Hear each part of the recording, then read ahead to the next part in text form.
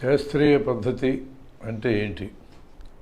Method of science, science పద్ధతి, scientist పద్ధతి, శాస్త్రీయ పద్ధతి, వైజ్ఞానిక పద్ధతి, ఇలా ఏ పేరుతో పిలిచినా అర్థం ఒకటే.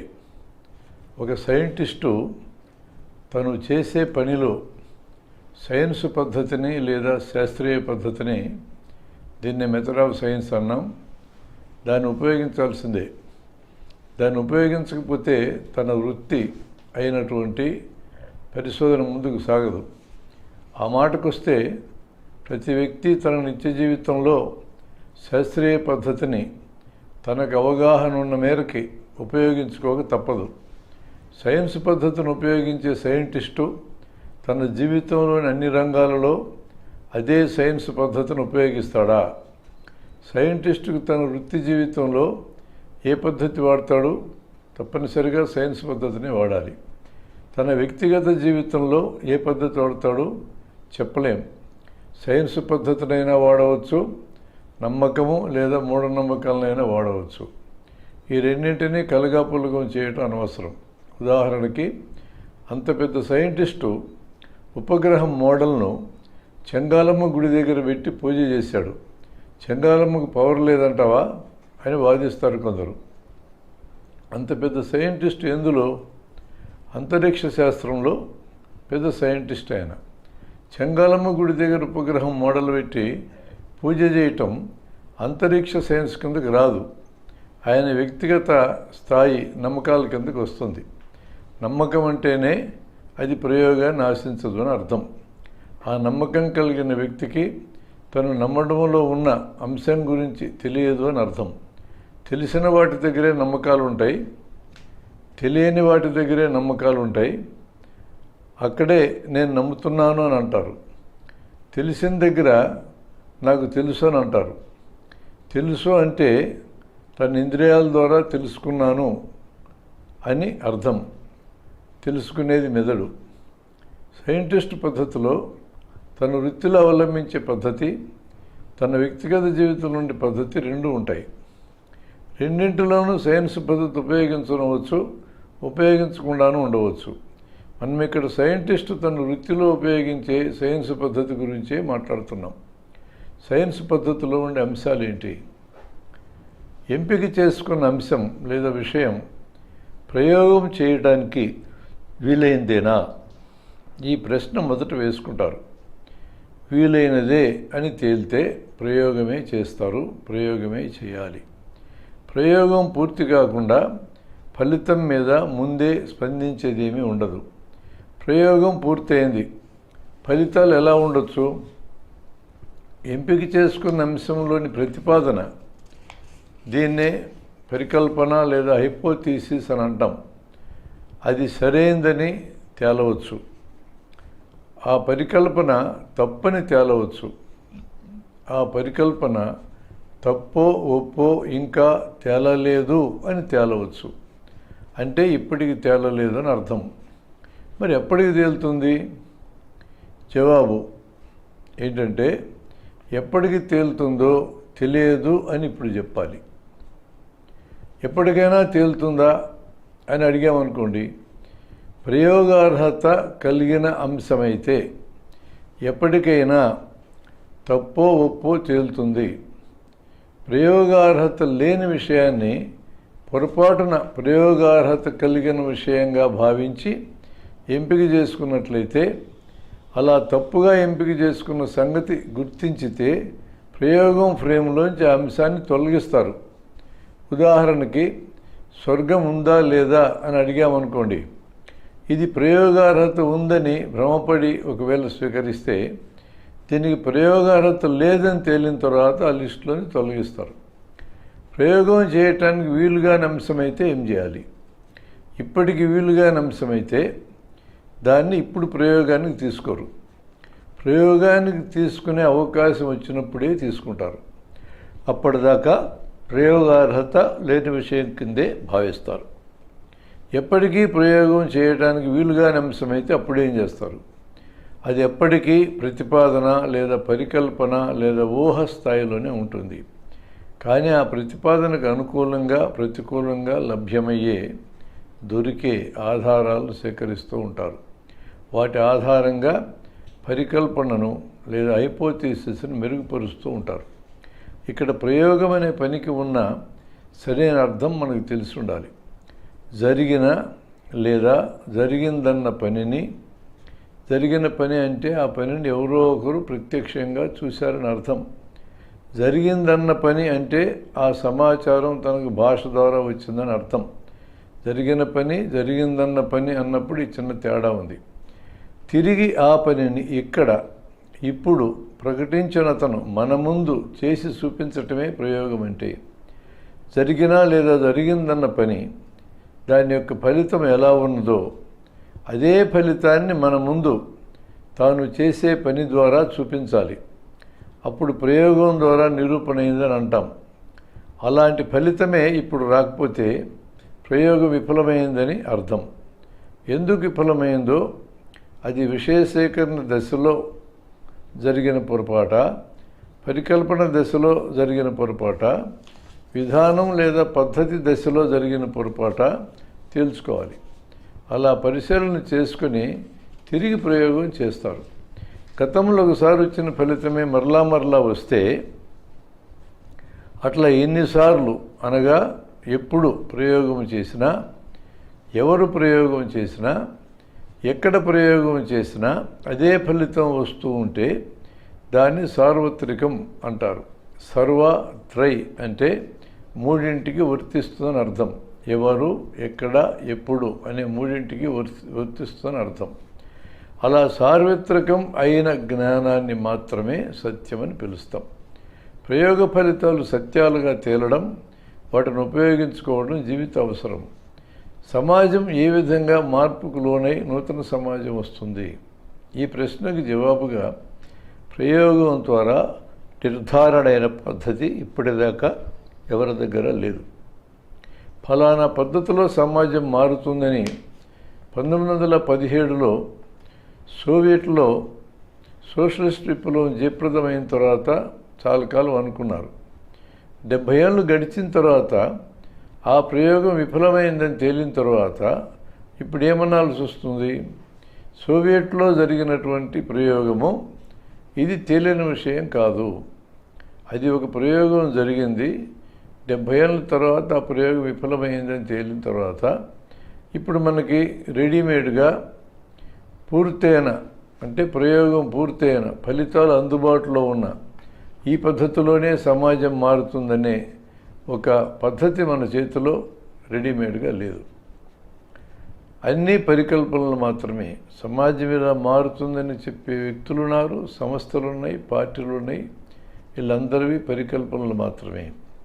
నాదే సరైన విధానం అని నమ్మమనడం, నమ్మకపోతే దూరం పెట్టడం, నమ్మిన వారిని దగ్గరికి చేర్చుకోవడం, ఇవన్నీ నమ్మకం మీద ఆధారపడి చేసేవి. వీటికి సైన్స్ పద్ధతిలో ఏ విలువ లేదు.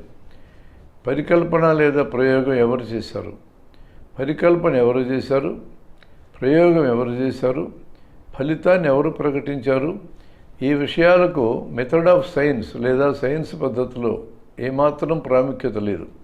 అంటే వ్యక్తి ప్రాధాన్యత ఉండదు, విషయ ప్రాధాన్యత మాత్రమే ఉంటుంది. నాయకుడు చెప్పాడా, సీనియర్ చెప్పాడా, పెద్దలు చెప్పారా, మిత్రుడు చెప్పాడా, శత్రువు చెప్పాడా, ఇలాంటి అనేక సందర్భాలకు సామాజిక క్షేత్రాలలో, రాజకీయ క్షేత్రాలలో విలువిస్తారు. కానీ సైన్స్ పద్ధతిలో దమ్మిడి విలువ లేదు. భిన్నాభిప్రాయం. శాస్త్రజ్ఞుడికి పరికల్పన కానీ ఓ ప్రయోగం కానీ చేస్తే వాటిని బహిరంగపరిచి దాని మీద భిన్నాభిప్రాయాలని, ప్రశ్నలని ఆహ్వానిస్తాడు. అన్నింటికీ సంతృప్తికరంగా సమాధానం చెప్పగలగాలి. తన ప్రతిపాదన దాని యొక్క పురోగతిలో భాగంగా వీటిని చూస్తారు. విమర్శించిన వాడు లేదా తప్పుబట్టిన వాడు మేలు చేసేవాడే. నీవు చూడని కోణాన్ని ఎదుటి వ్యక్తి నీకు చూపిస్తున్నాడు, అది మనకు ఉపయోగకరం. ఈ విధంగా సైన్స్ పద్ధతుల్లో చూస్తారు. రాజకీయ క్షేత్రాల్లోనైతే నన్నే తప్పుపడతావా, నీ సంగతి చూస్తా, నీ తప్పు సంగతి ఏంది, నా తప్పు సంగతి మాట్లాడుతున్నావు, నిన్నగాక మొన్న వచ్చావు, నాకే చెప్తావా, నీ హద్దుల్లో నువ్వు ఉండు. ఎగతాళి చేయడం, ఎద్దేవా చేయడం, ఎదురుదాడి చేయడం, తిట్టడము, క్యారెక్టర్ అసాసినేషన్ చేయడం, పార్టీలో బాధ్యతలు తగ్గించడం, గుసగుసల ద్వారా వ్యతిరేకంగా ప్రచారం చేయటం, చాడీలు చెప్పటం, బహిరంగంగా తప్పుపడటం, ఇతరులతో మాటల దాడి చేయించడం, పార్టీలోంచి తీసేయటం మొదలగు అనేక స్పందనలు ఉంటాయి. సామాజిక రాజకీయ క్షేత్రాల్లో ఉండేవాళ్ళు సైన్స్ పద్ధతి నుంచి ఏం నేర్చుకోవాలి? తప్పు పట్టేవాళ్ళు మనకు సాయం చేస్తున్నారు అని ముందుగా గుర్తించాలి. మంచి ఉద్దేశంలో తప్పుపడితే సవరించుకుంటాం. చెడు ఉద్దేశంతో తప్పుపడితే దాన్ని పట్టించుకోకుండా ఉంటాం. నిజంగా ఆ ఇష్యూ అంతకంటే విలువ చేయదు. గుర్తింపు సమస్య ఏంటి? ఎటువంటి గుర్తింపు అంటే బయట నుంచి ఎటువంటి గుర్తింపు రాకుండా వేలాది మంది సైంటిస్టులు తమ జీవితాలంతా తమ పరిశోధనలోనే గడిపి మరణించారు. మామూలుగా మరణించారు. ఒకరు శ్రమ చేస్తే మరొక గుర్తింపు ఇచ్చిన సందర్భాలు ఉన్నాయి. మరొకరికి గుర్తింపు ఇచ్చిన సందర్భాలు ఉన్నాయి. ఒకరికి రావాల్సిన నోబెల్ ప్రైజ్ మరొకరికి వచ్చిన సందర్భాలు ఉన్నాయి. వీళ్ళందరినీ నడిపించిన మానసిక అంశం ఏంటి? ఇతరులు మనకిచ్చే గుర్తింపు మీద మన అదుపు ఉండదు. మనం ఇచ్చుకునే గుర్తింపు మీద మన అదుపు ఉంటుంది. ఒక శాస్త్రజ్ఞుడు తన పనిని గమనించుకొని తనకు తాను ఇచ్చుకునే గుర్తింపు చూసుకునే ముందుకెళ్తాడు. ఇదే సూత్రాన్ని సామాజిక రాజకీయ క్షేత్రాల్లో పనిచేసే వాళ్ళు స్వీకరించాలి. ఎవరికంటే గొప్ప, నేను చాలా గొప్పవాడిని అనే భావం చాలామందికి ఉంటుంది. తమ సంభాషణల్లో తన గొప్పతనాన్ని ఏదో రకంగా చెప్పుకోకుండా ఉండలేరు. ఈ ప్రపంచంలో అన్నీ తెలిసిన వారు అంటే సర్వజ్ఞుడు ఇప్పుడు ఒక్కరు కూడా లేరు. ఏ కాలంలో నుండి అవకాశమే లేదు.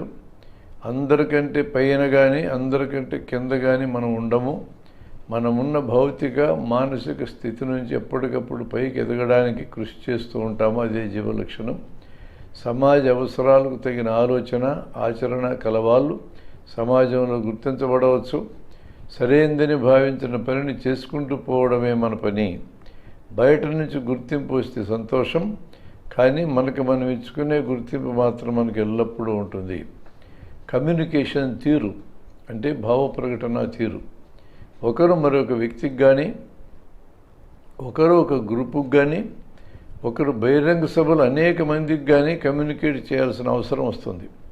ఒక శాస్త్రజ్ఞుడు కమ్యూనికేట్ చేసేటప్పుడు ఆ కమ్యూనికేషన్ ఎందుకో ఆ పని నెరవేరేట్లుగానే తన కమ్యూనికేషన్ విధం ఏర్పరచుకుంటాడు. ఒక రాజకీయ పార్టీ ప్రజలతో కమ్యూనికేట్ చేసేటప్పుడు వాళ్ళకి అర్థమయ్యే స్థాయిలో భాషను ఉపయోగించాలి. ఈ స్థాయి విషయాలు మీకు అర్థం కావు అని అనరాదు. వాళ్ళకి అర్థమయ్యే స్థాయి ఏంటో ఆ కమ్యూనికేషన్ గుర్తించి ఆ కమ్యూనికేటర్ ఆ స్థాయిలో కమ్యూనికేట్ చేయాలి. ఊరికే రాదు ఆ భాష, ప్రాక్టీస్ చేస్తే కానీ రాదు. క్లాసులు జరిగేటప్పుడు ఈ సూత్రాన్ని మనం అమలు చేస్తున్నామా?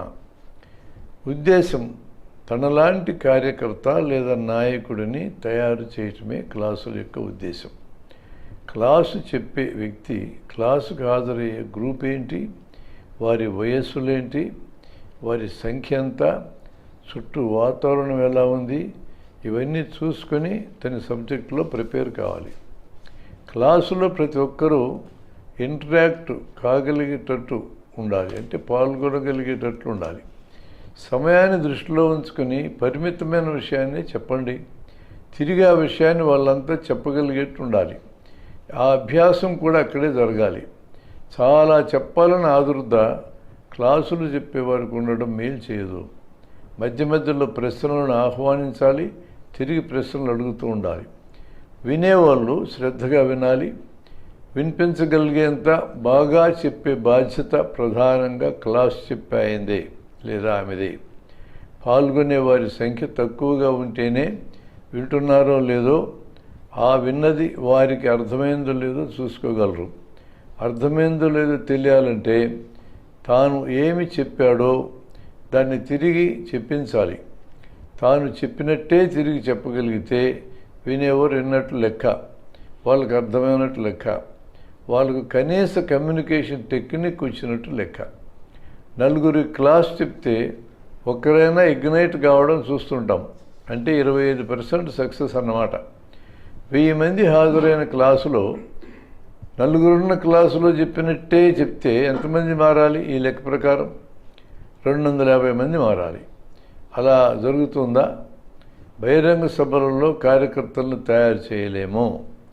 సంస్థల బలము, ఉద్యమ బలము పెరగాలి అంటే కార్యకర్తల సంఖ్య, వారి నాణ్యత పెరగాలి. విషయం అర్థమైన వ్యక్తి ఆ క్లాసులోని కాన్సెప్ట్ను అంగీకరించాలి. ఆ కాన్సెప్ట్ని అంగీకరించిన తర్వాత దాన్ని ఇష్టపడాలి. అంగీకరించి ఇష్టపడిన తర్వాత దాన్ని అలానే చేయాలి అని నిర్ణయించుకోవాలి. చివరికి చేయాలి.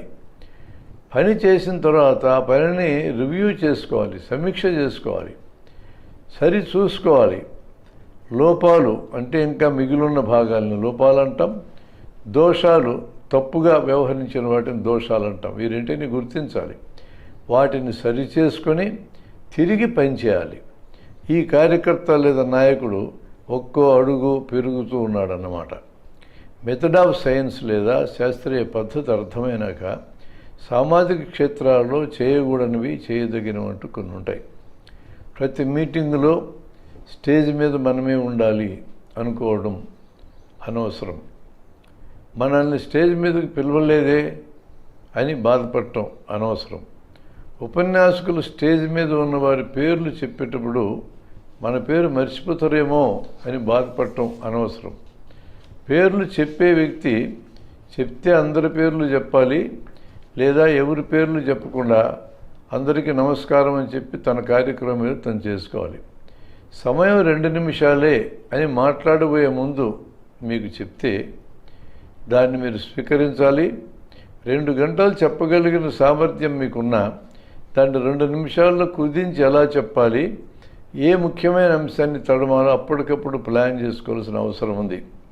మిమ్మల్ని ప్రత్యేకంగా గుర్తించలేదే అని బాధపడటం అనవసరం. వేరే విషయాలు ప్రస్తావిస్తూ ఉంటే అధ్యక్షుడు ఆపాడనుకోండి, వక్త అలుగుతూ ఉంటాడు. ఈ అలగడం అనవసరం.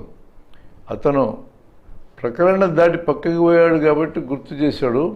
మనం మరలా దాంట్లోకి వచ్చే మాట్లాడాలి. వక్తకి మధ్య అధ్యక్షుడు కలుగజేసుకుని తిరిగి సమీక్ష పేరుతో చిన్న చిన్న ఉపన్యాసాలు ఇస్తుంటారు. ఇలా వక్తకి మధ్య అధ్యక్షుడు కలిగించుకొని అలా మాట్లాడటం అనవసరం.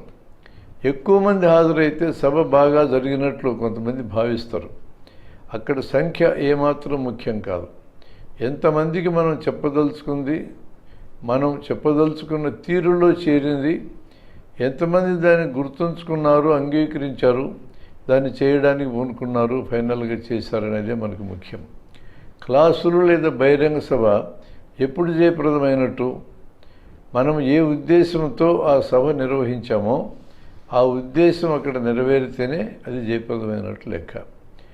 ఏ క్లాస్ అయినా, ఏ బహిరంగ సభ అయినా ప్రధానమైన ఉద్దేశం నూతన కార్యకర్తలను వెతుక్కోవటమే ఉంటుంది. రాజ్యాధికారం తప్ప మరో ఆలోచన రాజకీయ పార్టీకి ఉండరాదు. రాజకీయ పార్టీ పెట్టిందే రాజ్యాధికారి కోసం. కాబట్టి గుర్తింపు ఉద్యమాలు, జనంలో ఆ కార్యక్రమం చేస్తే మనల్ని తలుచుకుంటారనే ఉద్యమాలు, ఏదోటి చేయకపోతే ఎలా అనే ఉద్యమాలు కాదు రాజకీయ పార్టీలు చేయాల్సింది. తాము చేసే ప్రతి ఉద్యమము చివరికి తాము రాజ్యాధికారంలోకి రావడానికి ఉపయోగపడుతుందో చూసుకోవాలి. ఐక్య ఉద్యమాల యొక్క అవసరం ఏంటి? ఒక్క వ్యక్తి సామాజిక సమస్యను పరిష్కరించలేడు. కొన్ని సామాజిక సమస్యలు పరిష్కరించాలనే ఉద్దేశంతో సంస్థలు ఏర్పడతాయి. ఈరోజు సమాజంలో ఉన్న సమస్యలను గమనిస్తే 1-2 సంస్థలు కూడా పరిష్కరించగలిగే పరిస్థితి లేదు.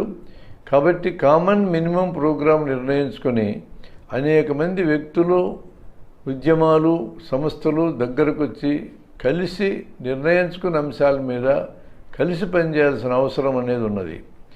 నాయకునిగా ఒకరిని అంగీకరించటం, మనం ఎన్నన్నా చెప్పుకొనియండి, ఈరోజు ఉద్యమాల్లో నాయకుడి పాత్ర చాలా ముఖ్యమైనది. అనేక మంది నాయకులుగా ఎదిగే పరిస్థితి చాలా సందర్భాల్లో ఉండదు. అట్లా ఒకవేళ అనేక మంది నాయకులుగా ఎదిగినటువంటి ఉద్యమాల్లో చాలా త్వరలోనే వాళ్ళ మధ్య అభిప్రాయ భేదాలు వచ్చి వేరే వేరే దుకాణాలుగా పెట్టుకోవడం మనం చూస్తూనే ఉన్నాం. వ్యక్తి పూజ అవసరమా? వాస్తవంగా అవసరం లేదు. కానీ వ్యక్తి పూజని ఈ రోజు ఈ క్షణంలో రద్దు చేయటం కూడా సాధ్యమయ్యే పని కాదు. కానీ వ్యక్తి పూజ అనవసరమో తెలిసిన వ్యక్తులు ఈ రోజున్న పరిస్థితిని ఉపయోగించుకొని ఆ వ్యక్తి పూజని ఏ మేరకు వాడుకోవాలో ఆ మేరకే వాడుకొని ఫైనల్గా వ్యక్తి పూజ అక్కర్లేని పరిస్థితికి సమాజాన్ని అభివృద్ధి చేయాల్సిన అవసరం వాళ్ళ మీద ఉన్నది.